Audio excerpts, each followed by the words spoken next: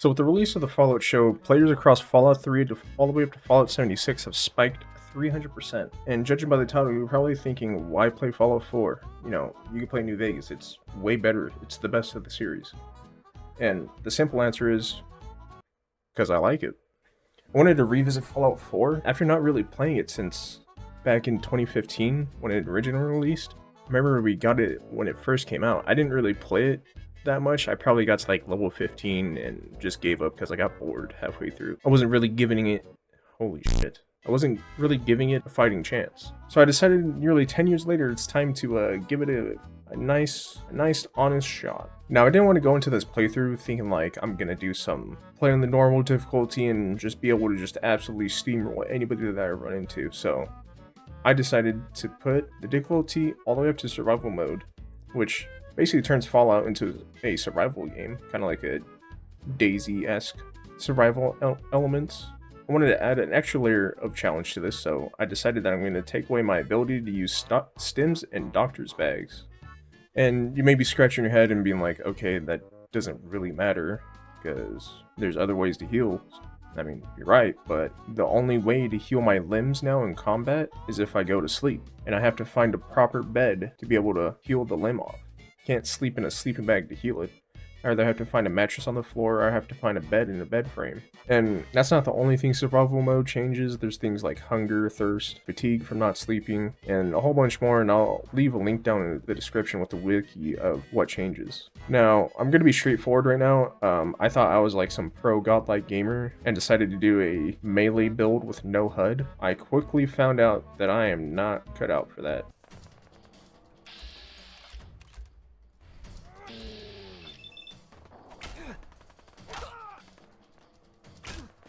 I'm already dead. I took 2 hits. I decided it was time to pull my pants back up after getting fisted so much that we need to rethink what we're doing. So I thought of a more civil playthrough, which was a VATS stealth build. I decided to go with the look of Geralt from The Witcher, watched another man adopt my child, and punched my way through Vault 111. Took this nice Pip-Boy that was laying around, got my vitamin C after 200 years, and made my way back to Sanctuary, where my robot butler was waiting for me. We did the whole spiel of clearing out Sanctuary, try and find Sean, didn't find him. I decided it was smart to scrap enough materials to make a bed so I could save my game. Found Dogmeat, the companion that loves to block you all the time, and made it back to where I was stuck at on my melee build. This time around, I cleared out the raiders easily that were trying to take Preston's lunch money. I then talked to Preston and the gang. Sturgis recommended that we take a suit of power armor off the roof to defend ourselves from the raiders outside. Then, for some reason, Gristle just absolutely mogs all over us with his Giga Chat aura. Damn, this guy's got an aura.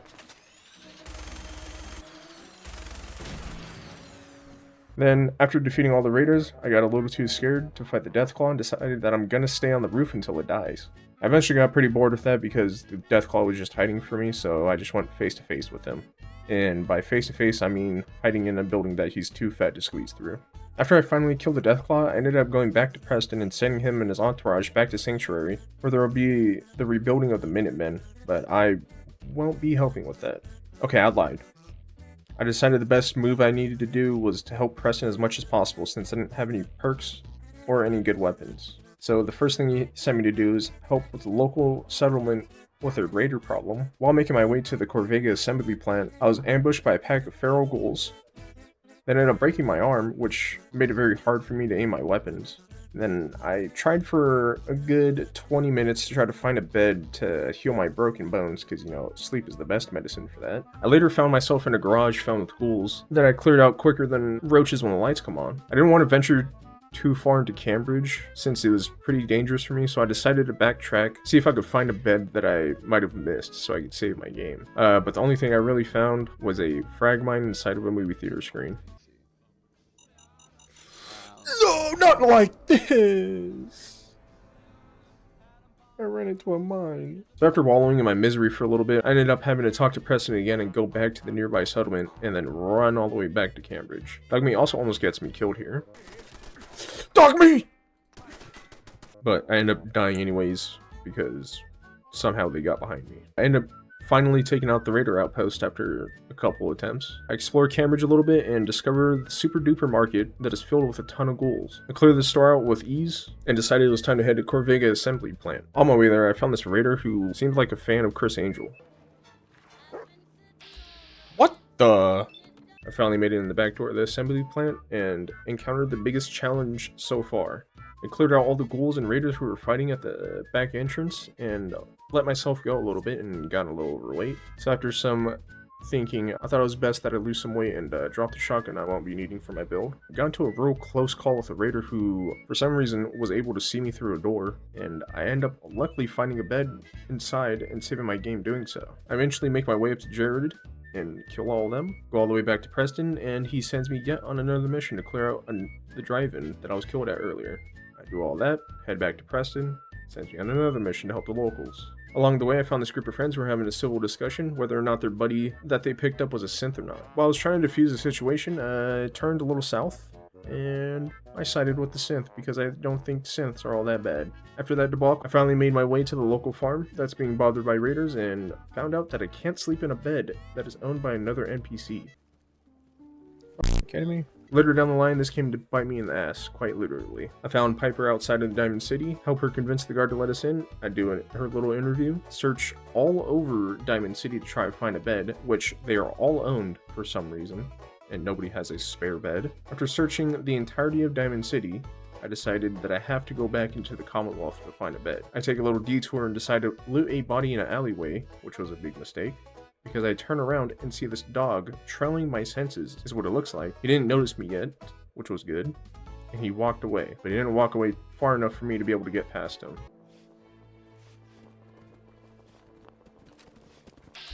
Yo, yo, yo, yo, yo, yo, yo. There's no way, he broke my legs. There's no way he just broke my legs. Yep.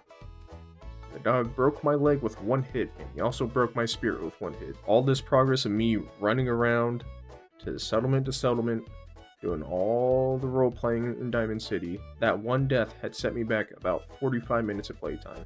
At this time, it was probably like 2 in the morning, and I was so defeated that I just called it a night. After waking up from sleeping with my fist balled, I booted the game back up and started redoing what I just did the previous night. After some good solid thinking of, I could either bash my head against the wall and fight enemies that are way stronger than me, or I can go back to Sanctuary and power level my way to around 15 to 20. By doing side mission and exploring. And I chose to do the leveling back in Sanctuary so I could come back stronger. While leveling, I found out that not only can I heal my limbs while sleeping, I can also regen my health. So at this point, I have figured out 2 ways to heal, which is food and sleeping. I mean, this didn't really help because for about an hour or so, I found myself dying more than I should have. Ow. Okay. Oh! Okay. Yo. God. No.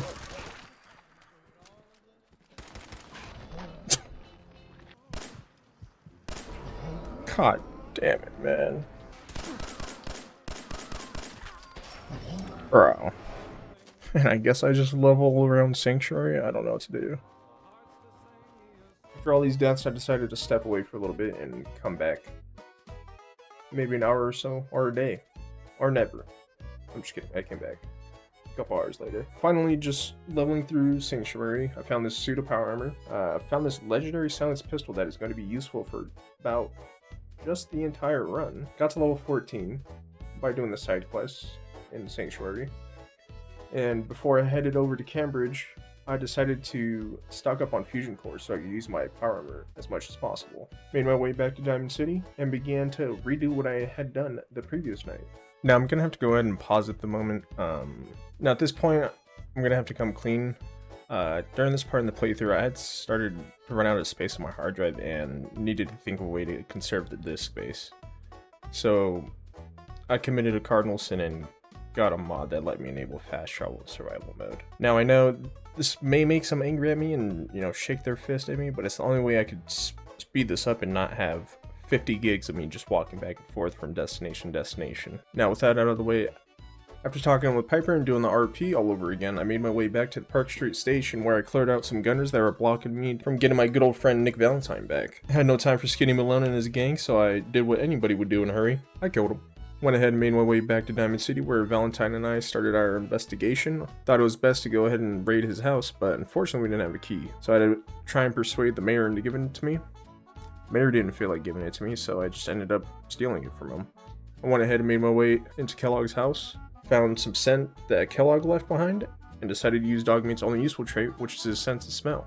Dogmeat led us on a trail where Kellogg could have ran off to. Whoa! We ended up at Fort Hagen. Valentine and I went ahead and cleared our way through the sea of synths to reach my son's new father. I decided that I was going to use a fat man that I found in hopes that I would one-shot Kellogg. Oh, we're going to fucking talk, alright. We're going to have a nice discussion, Kellogg. Unfortunately that didn't happen, and I had to find the good old-fashioned way with my pistols.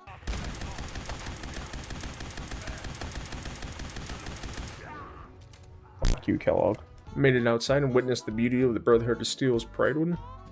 Didn't really care about that, so I ended up heading back to Diamond City, where the gang and I planned our next move of accessing Kellogg's memories through a chunk of his brain, and also the help of Dr. Amari. After we got the good old good neighbor welcome, which was witnessing a mayor stabbing one of his residents, we went ahead and met with Amari and went through Kellogg's memories. Learned that the Institute uses teleportation to get in and out, and that the only way we can get into the Institute is through a teleporter, and the only person that knows how to build one is all the way in the Glowing Sea. Now, for my past times of playing this game, I distinctly remember that the Glowing Sea is probably one of the scariest places in the entire game, because it has nothing but giant scorpions and deathclaws roaming around. So I put that mission on hold and decided that the best plan of action was to start doing side quests for some experience. The first thing I decided to do was listen on the broadcast of a man that needed help at the top of Trinity Tower. So I went ahead and saved him like it was a rendition of Rapunzel. But who I really cared about was Strong in this case.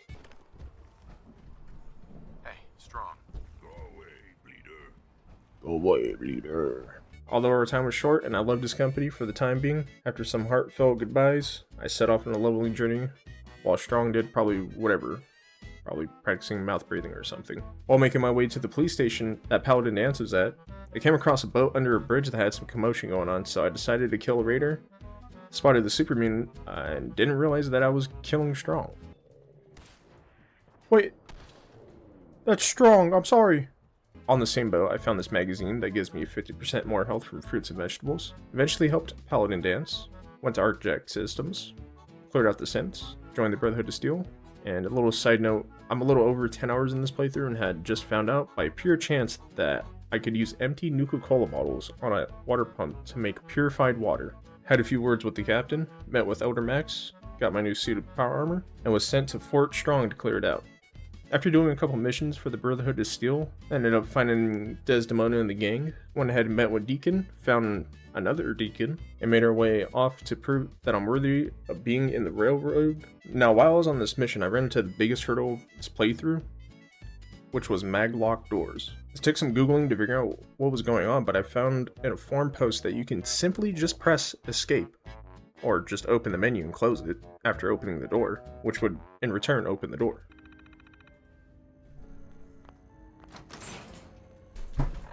Get the fuck out of here, dude. Do I really gotta do that every single time This game is so bad, man. After completing my first mission with the railroad, I found myself doing monotonous tasks of back and forthing. During my hours on end of hide and go fetch with the railroad, I thought I would share this cool robot Kentucky Derby that I found, which I thought was interesting. Shortly after I found myself at level 35, I decided it was time to set sights on going out into the Glowing Sea. I found this fan club of Adam, who told me where Virgil was hiding and decided to try and full sprint to Virgil's cave, like it was the episode from SpongeBob where he throws the garbage away at night. I was met with a swift death. Eventually met up with Virgil and got sent right back out into the Commonwealth to find a courser synth that was hunting him down. Find the building that the courser's inside of and made my way to the top where I faced the toughest part of my playthrough so far. Z247. Okay, I know this entire playthrough, being based around not using stims or doctor's bags, I haven't really talked about it, and that's just simply because I haven't really found myself in too many situations where having a lack of food was a problem. It was really only a problem early on in the playthrough and mellowed out up until this point. Now, I'll promise I'll try to think of something more ridiculous for the New Vegas playthrough. On the first go around Z2, I ended up dying because I had no food, and I also got blown up through the floor above me. On the second go around, I picked up this missile launcher from a gunner that let me borrow it. I used the tactic of playing Ring Around the Rosie with the cage in the middle, launching missiles at him and then finally finishing him off with my good old reliable pistol. I got the teleporter schematic from Virgil. I brought it back to the best handyman of the railroad, Tinker Tom. Built the teleporter and teleported it inside of the Institute. Went ahead and met with Sean. I met with the leaders of each quadrant of the Institute. We then begin in I went ahead and re-met with the leads of each quadrant of the Institute. Met with people to plan a rebellion with the railroad and the rebels of the Institute. First step of the rebellion process, clear out the upper tunnel that are guarding the synths. After clearing those guards out, I got sent out by Father to go kill a synth that became a leader of a raider group. On my way to go find him, this triggerman stopped me and offered me a job opportunity. I politely declined it and continued on my way. Now, while fighting off the raider to get the rogue synth, gunfire behind me scares me into accidentally jumping into the water with my power armor on. Eventually get to the top to meet with a man I've been looking for, and proceeded to just, as the cool kids would say, get to that action. I ended up looking up a YouTube video where I could get some good power armor, since the only other power armor I had left was the shitty one back from when I saved Preston. I ended up getting soft locked into the suit up animation, and I didn't want to have to repeat what I just did. So I thought of a way. The only clever idea I could come up with is the TCL command, which toggles collision and letting me walk through the power armor to let me finish the animation. Only that it actually ended up just bugging me even further, making my Pip-Boy invisible, and I had no HUD, and also couldn't get out of the power armor that I was in order to sleep. Realizing my defeat, I reset to my last save and went ahead and obtained my reward again. With all that out of the way, I went back to the Institute to start the Bunker Hill scenario. I finally turned my back on the Institute, went ahead and tattled all myself to Father, which he didn't seem too happy about. In such disbelief that I would turn my back on him, he kicks me out of the Institute. Now, I didn't want to pick up another faction storyline, so I decided to restart the Battle of Bunker Hill and led the courser on, executed him, told Father I'm sorry and that I failed him. This time around, I ended up not getting kicked out, but got invited to a meeting instead. In this meeting, Father promoted me to one of his elite employees, and also, he has cancer and will not be with us for much longer. First order of business as the new head of the Institute, we raided an old ran down building that contained something special for the Institute. I hope I'm pronouncing this right. A beryllium agitator, which was in return going to be used to power a reactor in the Institute. During a conference with everyone, my colleagues informed me that the Brotherhood of Steel are going to invade the railroad headquarters. I went ahead and got back in time to inform Desdemona about the Brotherhood of Steel. We defended the HQ and set up a mission to steal a vertibird. Deacon, Tinker Tom, and I raided the police station that luckily had a vertibird on top of it. After clearing out the Brotherhood of Steel, Tinker Tom came up with this brilliant plan to fly the Pride one and blow it up with these satchel charges he is oh so kind to lend me. My first attempt went very poorly. I had gotten the charges down, and the last thing I needed to do was make it back to the vertibird, but I would have gotten away with it if it wasn't for this knight camping the ladder with a laser gatling. This isn't fair, dude! I replaced all the charges and made it back to the vertibird and blew up the Pride one. Now, with the Brotherhood of Steel out of the way, I decided that it was time to initiate the rebellion on the Institute. The first step was to take out all the guards protecting the entrance. Next step was to beam the gang in and begin our fight to the reactor so we can blow it up with another nice satchel charge that Tinker Tom was kind enough to lend me. We fought our way through the synths and eventually got to the main little hub area of the Institute. Now, this is another instance of the playthrough where I was really struggling for food. In this firefight in the courtyard, I was sitting around 20 HP and realized that I was very close to a level up, so I just waited out as long as I possibly could to finally hit that ding and get max HP. I went ahead and snuck my way into Father's room to access the terminal to unlock the gate to let us into the reactor room. Spotted Sean and had decided that it was time for him to kick the bucket. Made it to the reactor and planted the explosive. Went ahead and beamed out at the Institute and detonated the explosive, beating Fallout 4 in survival mode with no stims or doctor's bags. Now, I know you may be thinking that there wasn't much moments where I was on the brink of death, or I was on the brink of death because I had no stims or food, and you'd be right in that case. I never really had any notable moments besides the last two towards the end of the playthrough. I think that was because of my stealth build, because I wouldn't be in any sort of combat or taking any shots because I'll just be hiding the entire time. But nonetheless, I beat the game, and who knows, maybe I'll go back and visit the melee build with no HUD, depending on the reception of this video. You could also recommend some challenges, and I might give them a shot. If you stuck all the way through the end, I'd like to thank you and hope you enjoyed the video. See you in the next.